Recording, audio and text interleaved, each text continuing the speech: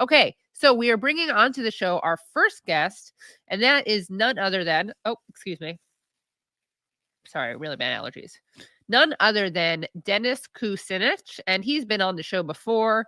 People know him and love him. He was the mayor of Cleveland from 1977 to 79. He served as a representative from Ohio's 10th congressional district from 1997 to 2013, during which time he introduced articles of impeachment against both President George W. Bush and Vice President Richard Cheney for lying to take the U.S. into war against Iraq.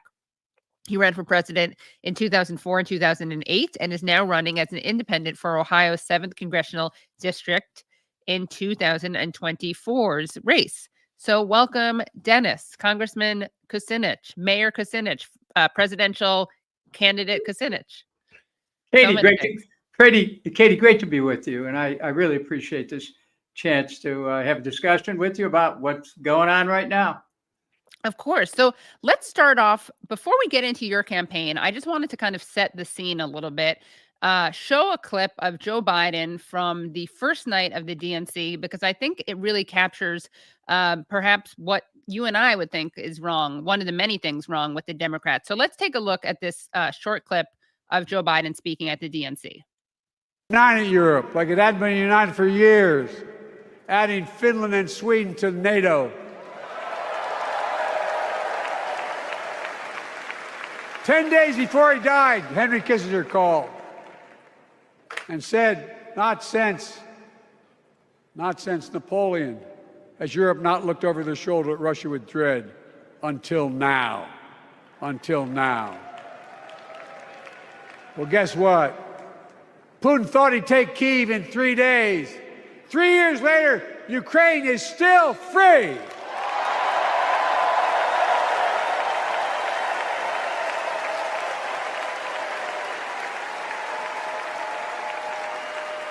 And I'll just summarize, in case that was hard to hear for anyone, I'm just going to summarize what was said. This is what Michael Tracy tweeted out when he tweeted out that clip. He tweeted out, the most insane moment of the night. Biden gets the crowd to tearfully cheer NATO expansion, quotes Henry Kissinger on his deathbed invoking Napoleon, then screams Ukraine is still free after 2+ years of nonstop escalating carnage and nuclear brinkmanship with no end in sight. So what are your thoughts on this comment and this kind of perspective on politics? Well, first of all, it's always interesting to quote Napoleon, except that was hundreds of years ago. And it's important for us to be in the present because in this case, the past is not prologue. We have to consider that the United States foreign policy is what has led Ukraine into this conflict with Russia. And, you know, I'm not for Russia invading Ukraine. Let's put that on the table right now. However, we have to realize that the United States engineered a coup in Ukraine in 2014. They knocked out a government that was actually standing up for the Ukrainian people, trying to work out a trade agreement in the European community that would have given Ukrainians access, workers access to be able to find jobs throughout Europe. And that was knocked down by the European community. And Ukraine was put at the mercy of the United States policies and encouraged to go ahead and attack the Donbass. And as a result, you know, we now have seen Russia's response, over 600,000 Ukrainians, mostly young, the flower of the youth of the country, killed in combat in a war that should have been resolved a couple of years ago, but for Boris Johnson's meddling in a attempted peace agreement. Now, so NATO is an anachronism that should have been disbanded years ago. It's outlived its usefulness. NATO has no purpose other than as an arms bazaar. And NATO's purpose right now is to keep growing and try to rattle the sabers with Russia. It can't possibly win in a war with Russia. Ukraine can't possibly win that war. All we can do is to see a grinding war with more dead Ukrainians, with the people in Ukraine suffering immensely, not having the food they need, destroying the breadbasket of Europe and in some cases the world that Ukraine represented. This war has been an immense tragedy for the Ukrainian people, and it must be ended, and it could have been ended. So President Biden's evoking that Ukraine is so free. Ukraine should always be free. Ukraine should have never been in a position where the idea of being in NATO was dangled. It was always best non-aligned. And so not aligned with Russia and not aligned with the West. That was a key and powerful position.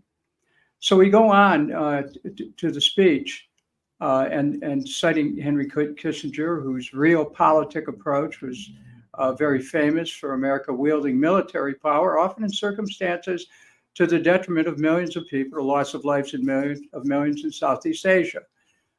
We have moved away from those days of a unipolar world. We have a multipolar world. The Kissinger approach no longer works. And so for the president to evoke Henry Kissinger, God rest Henry Kissinger's soul, but also let his realpolitik approach be buried with him. Right. Yeah, that's well put. Yes, that's a much needed burial. And what are your thoughts on the Democratic Party, and why are you running as an independent? Yeah, well, the cheering for war is something that is anathema to me. I don't believe that war is inevitable. Peace is inevitable if you actually use diplomacy to work towards it. But that a diplomatic approach has been abandoned by the U.S. State Department. And under Anthony Blinken, what we've seen is continued saber rattling with a number of countries that we really don't want to war with, but the arms productions that go with saber rattling, the Cold War mentality that spreads. There's a point at which, we have to realize that we can't guarantee that a so-called Cold War approach isn't going to develop into a hot war. And we're certainly moving towards that in the Middle East. So, I'm running as an independent in a Republican district, by the way. There's a +7 Republican district. When I was elected to Congress, I was able to defeat a Republican incumbent in a +4 Republican district because I focused on the economic issues. War is an economic issue today, by the way. $8 trillion of the $35 trillion deficit the United States has is due to wars since 9/11 that, we didn't have to fight, that were based on lies, that were really an opportunity to keep promoting the largesse of the military-industrial complex. Had nothing to do with the needs of the American people, has actually eroded the economic position of the American people. So as someone who opposes wars, I thought that it would be better for me to run as an independent, to be able to reach across the aisle, embrace my Democratic colleagues and Republican colleagues in the cause of peace, in the cause of cutting the deficit by eliminating the spending for war, in the cause of securing the border, the cause of stopping the spying that FISA has enabled to be writ large with the passage of the latest bill. I'm still me. My beliefs are the same, but I think that the party has strayed from the practical aspirations of the American people. And so I'm with the people. And what is motivating the party? I mean, going back to what is motivating Biden's cheerleading for war and NATO, what is motivating the Democrats, the DNC and individual Democrats that is so antithetical to the interest of the people? First of all, there are very few individuals in Congress who are challenging this groupthink about war. People in the Progressive Caucus wrote a letter trying to avoid further conflict with Russia over Ukraine, and they were slapped down for that. They just were asking for diplomacy to be part of it. They weren't even calling for an end to the war. Well, there you have it. And so as a result, what we saw demonstrated is that there is a neoconservative, a philosophical mindset that has crept into Democratic policy without people really being aware that the party itself has been straitjacketed into an approach that keeps us at war. And I'm not for that. I have not harangued against the Democratic Party. When I was in Congress, I didn't attack Republicans. If I voted against the party leadership, I didn't attack the party. People can belong to whatever party they want. But for me, we have to end these wars before they end us. We have to find a way to explore this, what I would call and what has been called the science of human relations. So we learn to settle our differences without violence. If we fail to do that and continue to think that arms are the way that we're going to settle everything, as President Kennedy said years ago, if we can't live together like brothers and sisters, we'll perish together as fools. And we're right now in a time when the mindset of people in the party is to arm up, to spread these weapons around the world, and to use it in a kind of political approach, which is consistent with unipolarity, with the United States ruling the world, but it is totally inconsistent with protecting our Constitution, with protecting our budget, with a domestic agenda, with peace in our communities. So, I'm an independent candidate. I can work with everyone, but I'm not for war. And let's take a look at your opponent, really charming guy named Max Miller. Here's what he had to say about Israel and Palestine.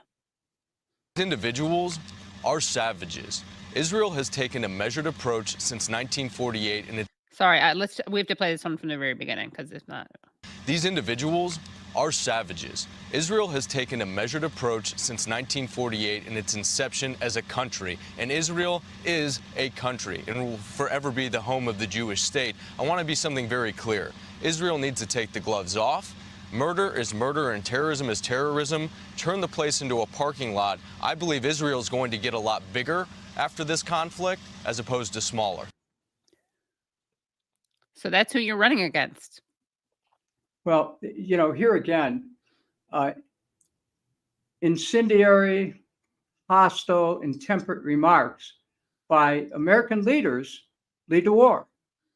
The licensing of genocide, which that's what Congressman Miller did there, the licensing of genocide will not only lead to the destruction of Gaza and West Bank, but it will lead to a wider war. So I have challenged Mr. Miller to debate that. But when he talks about the approach that Israel's taken over the years, I think it's important to recall Nakba, to recall Tantura, to recall Dar Yussin. These are all massacres for people who don't know, or bombing the King David Hotel. Thank you. I think it's important to recall that because Israel has played a role in frustrating the basic liberties of the people of Gaza and the West Bank. And since October 7th, what we have seen is the unfolding of the execution of a plan for ethnic cleansing by means of genocide in Gaza and the West Bank. And so Congressman Miller has licensed that. There's no two ways about it. He is advocating a position that is actually antithetical to the interests of the American people, because I don't know anybody out there who feels that we should be sending our sons and daughters into the region so that they could stand by and be attendants while a genocide takes place. Our troops that are out there, there's over 10,000 of our troops out there right now in the region. And frankly, most of them are sitting ducks. An attack on any of their bases could be a flashpoint in a wider war. My first commitment is to no other country. It is to the United States of America. And Mr. Miller, bless him, has, I think, divided loyalty here.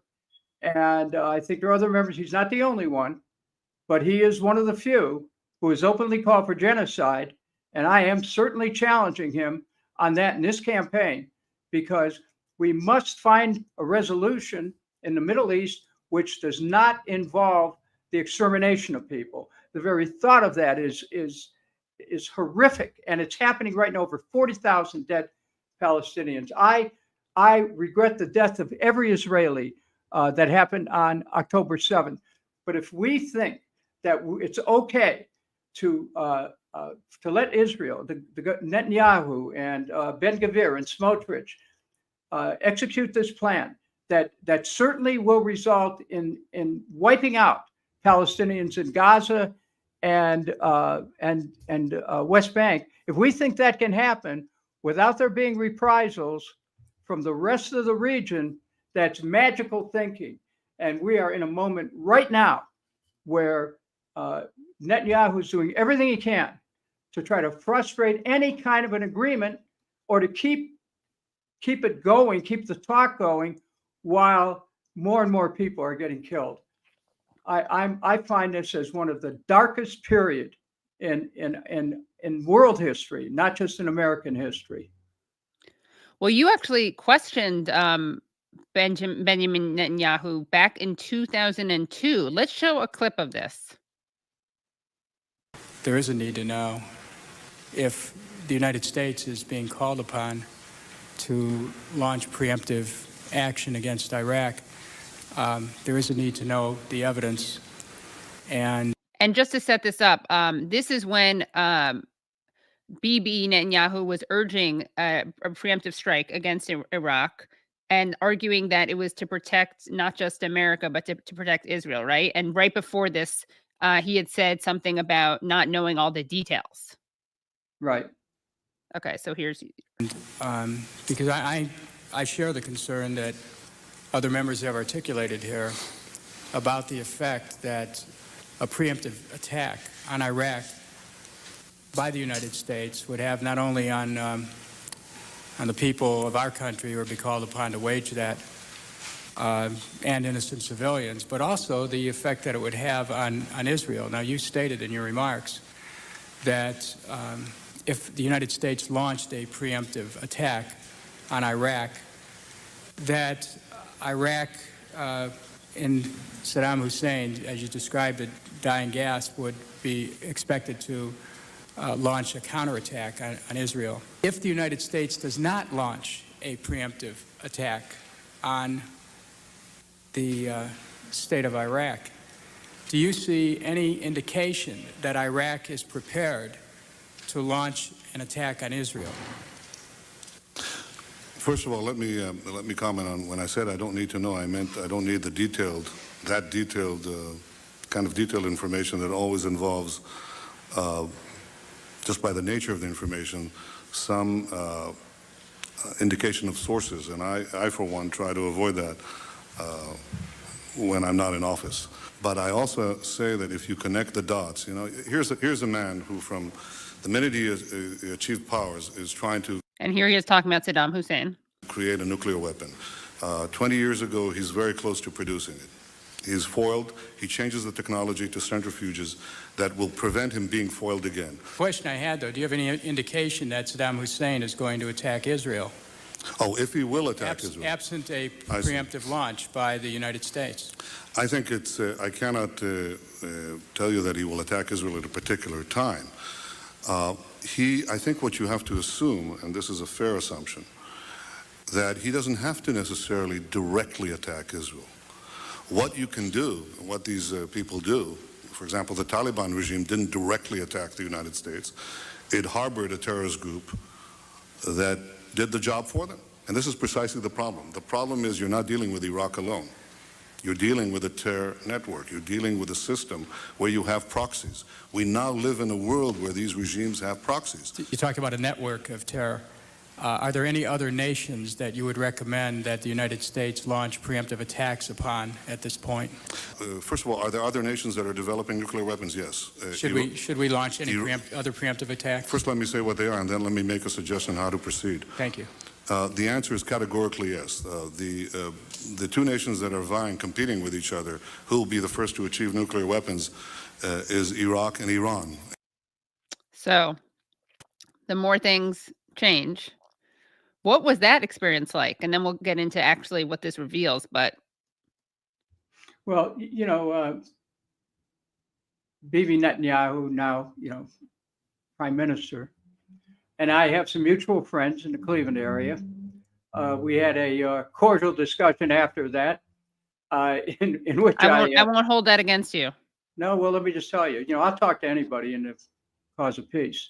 And so I asked him afterwards, I said, well, and he wasn't talking just about Iraq and Iran, he was talking about Syria as well. And remember, this is before the United States launched the attack on Iraq, which Mr. Netanyahu, alleged had nuclear weapons. That was one of the things about weapons of mass destruction. But I saw him in the hall afterwards. And I asked him, I said, well, if you believe that, Iraq, Iran, and Syria are threats, why do you want us to attack them? Why don't you do this? Why don't you do? He goes, oh, no, you have to do this. What he has done skillfully, and one thing about Netanyahu, I don't like anything about his policies, but he is very shrewd. And what he did then, and by the way, 22 years later, in front of the Congress, is to make a case that America and Israel are one. I mean, he's done that. He has done that skillfully. Over 50 standing ovations in front of Congress, just a month or so ago. So you have to give him credit for being a real shrewd politician. However, why should the United States be manipulated into a war against Iraq, which, we bought hook, line, and sinker over my leading the opposition, or today, even worse, a war against Iran, which he wants to use the United States to advance Israel's agenda against Iran. What are we doing here? We're forgetting who we are as a nation. This is what we were warned hundreds of years ago about, going around the world looking for dragons to slay. We can't be advancing the interests of Israel in the Middle East and maintain our stability as a nation here at home. So, Prime Minister Netanyahu, who, again, is very skilled, has, in order to avoid going to jail, has made book with the far-right elements in the Likud, led by Ben-Gvir and Mr. Smotrich. And as a result, their thinking, which, frankly, in some cases is a misreading of biblical history, advocates the destruction of the Palestinian people by linking them with the story of the Amalek from thousands of years ago in the Bible. Now, I know there are people who want Jesus to come. I know that. I know there are people who believe that when he comes, we're all going to be together again in heaven. But let me say something. A lot of Jews won't make it, but anyway. Well, here's the thing, though. Yeah, I don't want to get into that part, but what I do want to say is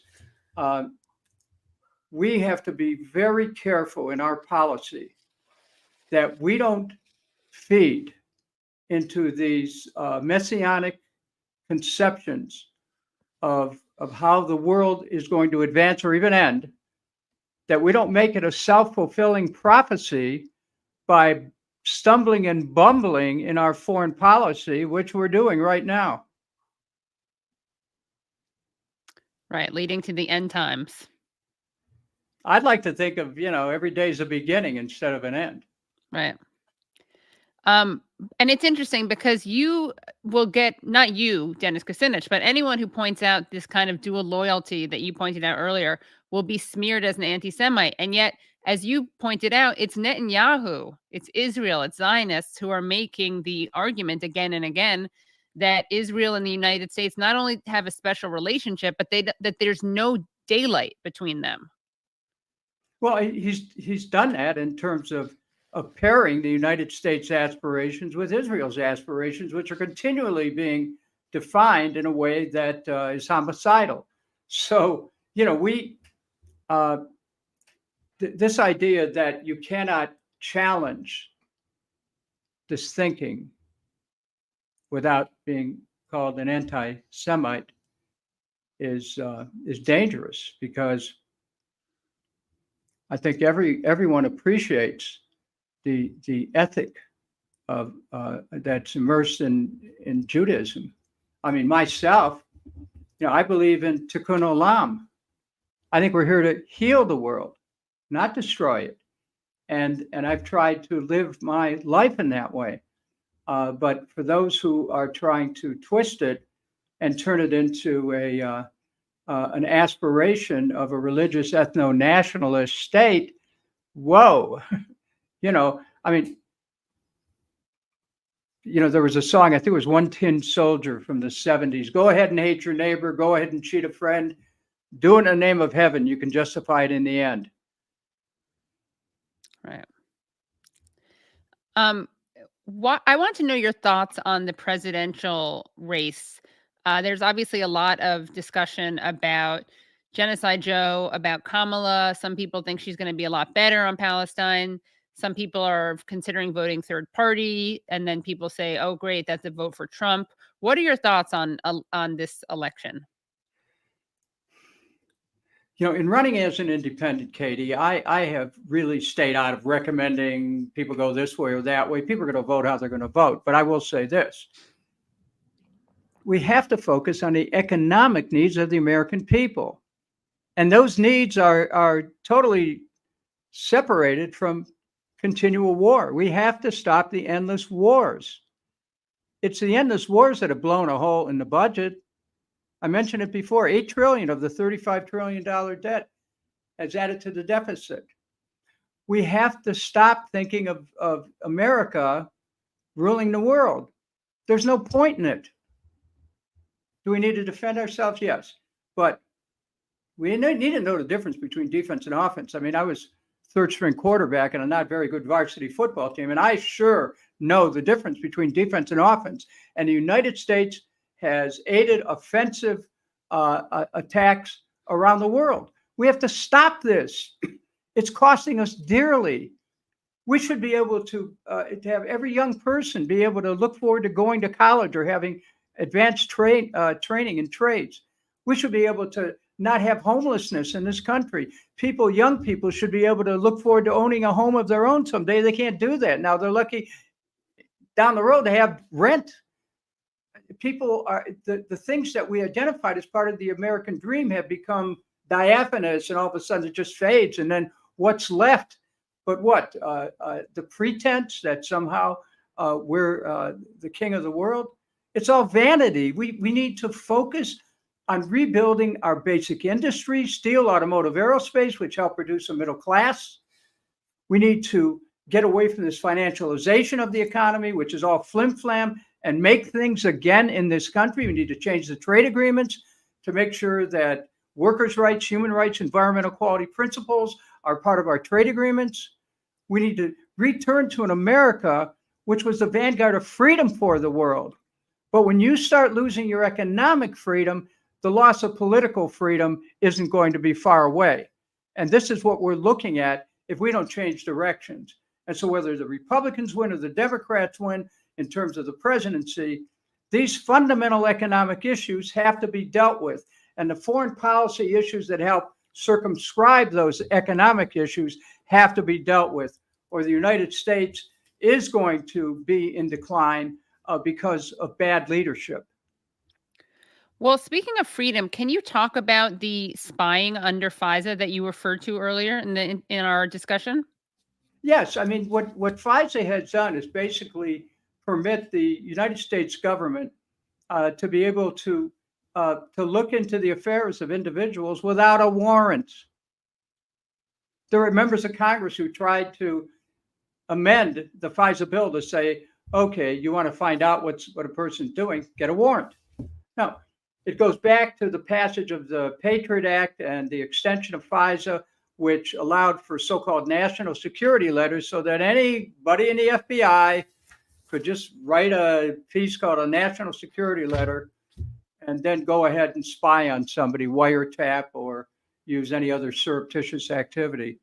To me, the Constitution of the United States needs to be held inviolate. Instead, what we're seeing is the right to be free of unreasonable search and seizure ripped up. The right to free speech torn up. I mean, when you see what's going on in campuses, how campuses, which should be the catalyst of ideas, the effervescent movement of protest and exchange of the catalytic thinking of these young people, all of a sudden squashed, shut down, no protest. You say anything, you're out. What is that about? It's about the shredding of our Constitution is what it's about. And, we need to remember who we are as the United States of America. We need to go back to the basic principles upon which this country was founded. I'm not talking about the social situation. I'm talking about legally what a constitution meant. And we're getting away from that. And FISA was one of the things that enables the government to start to find out a little bit more about people and to spy on them. And you look at the twinning of the government and the private sector with respect to internet, such as the Twitter files, censorship. What are we talking about here? I mean, you look at people like Scott Ritter, how the foreign agent, how FARA is being used against Scott Ritter. You look at how the Homeland Security tracking Tulsi Gabbard and assigning a coterie of minders to her when she tries to fly. What in God's green acre is happening in our country when you've got citizens who are just trying to be of service, or who are and have been of service, who are connected actually in this case with military service, dedicating their lives to America, and all of a sudden they're suspect? This is dangerous. This is very dangerous.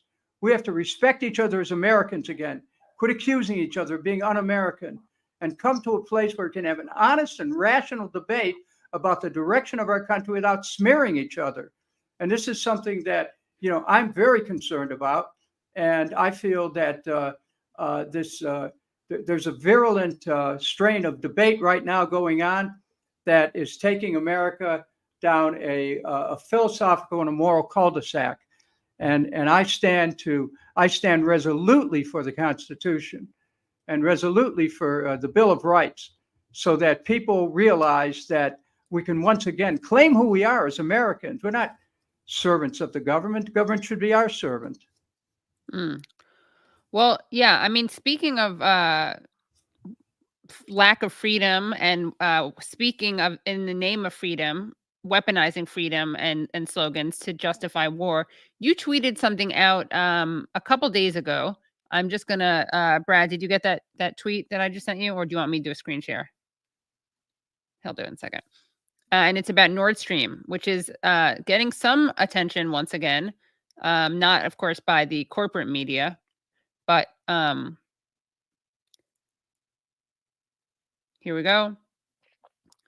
So you tweeted out, you quote tweeted something. Mario Naffel tweeted out, German MP, Ukraine must pay for damage to Nord Stream pipelines. Alice Weidel has called for Ukraine to compensate Germany for the damage caused to its economy as a result of the attack. And you write, by the time the German government admits who really blew up the pipeline, they won't be the German government anymore. So can you elaborate on that? Look, the explosion in Nord Stream is being turned into kind of an international game of Clue. Like Zelensky did it with a six drug divers in a yacht.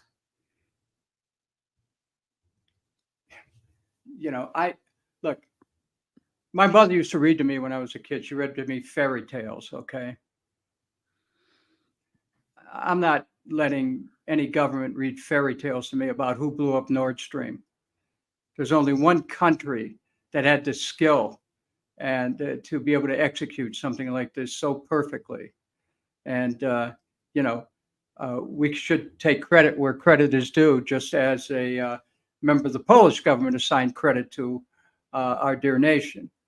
Yeah. The question is, how do we stop the world from getting blown up right now? Now, Germany has to worry because as a result of the blowing up of Nord Stream, their major source of oil was cut and the energy prices went through the roof. The government's in trouble. And so to now blame Zelensky, that's very interesting. That means Germany's not going to give Zelensky any more arms if they can claim that. It's a good, it works for Germany. But the truth of the matter is that Germany has been caught in a vice between the ambitions of an America that wants to use NATO as a foil against Russia, and it's really very sad. So when I saw that remark come out by Mario Nolfo, I thought, the German government ought to knows what happened, and they're just trying to find ways of staking out a middle ground so they don't get wiped out in the next election. And can you just kind of spell out who you think actually was responsible for Nord Stream and why? I don't think that anyone else could have done it, but in concert with our own agencies in the United States. It just doesn't happen that way. People, the one narrative that was given is, 6 divers on a yacht. No way, Jose. This is something that involved an extraordinary amount of planning, intelligence, technical skill, people that have tremendous underwater experience in demolition. There's only one country in the world that is absolutely the best at that. And going back to Israel, is AIPAC getting involved in your race? Well, I would be surprised if they did, but look, my campaign isn't a campaign against Israel. It's against genocide. It's for peace. I stand for peace. I'm not in favor of wiping out anybody. I'm in favor of people coming together. And so, I understand AIPAC's role, and I've seen them at work, and I know they can be very effective. I'm not inviting them into the district in which I'm running, but they're already pretty strong supporters of Mr. Miller. I respect that. And I'm, certainly willing and able to accept the support of people who may have a different point of view other than that. And so in some ways, Katie, this campaign has become national because it's quite possible if I'm elected, and I have a pretty good chance to be, I could be not just the only independent in the next House of Representatives, but I could be an independent in a split House with 217 Democrats, 217 Republicans, and me.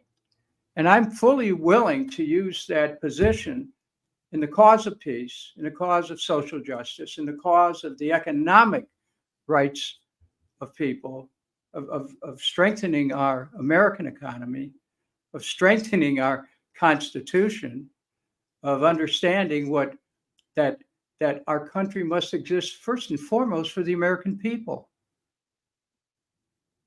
So what types of things would you do as a member of Congress? What would you be able to actually achieve? What changes would you be able to affect? Well, I'd start with this. I'd start with enforcing international law. The United States must begin abiding by international law. We cannot become a rogue nation that can help to fuel conflict anywhere around the world and pretend like we don't have anything to do with it. That's number one. I'd want the United States to fully participate in the Biological Weapons Convention, the Chemical Weapons Convention, the Small Arms Treaty, to join the International Criminal Court. These are things that would strengthen an international legal structure that would help to maintain peace around the world. On a domestic level, I certainly want to see America's industries brought back. Now, the way you do that, we have to change these trade agreements. The trade agreement with China was a disaster. I voted against China trade when I was in the House. I led the effort against it. I led the effort against the WTO because I saw that it lacked workers' rights, human rights, environmental quality principles.